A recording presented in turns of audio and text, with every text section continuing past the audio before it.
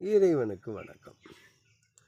உத்திராட நட்சத்திரம் கொண்ட தனுசு மகர ராசிக்காரர்களுக்கு, தனுசுக்காரர்களுக்கு 3ஆம் இடத்திலும், மகர ராசிக்காரர்களுக்கு ராசிக்கு 2ஆம் இடத்திலும் உள்ளதால் இவர்களுக்கு பலவிதமான நன்மைகள் கிடைக்கும்.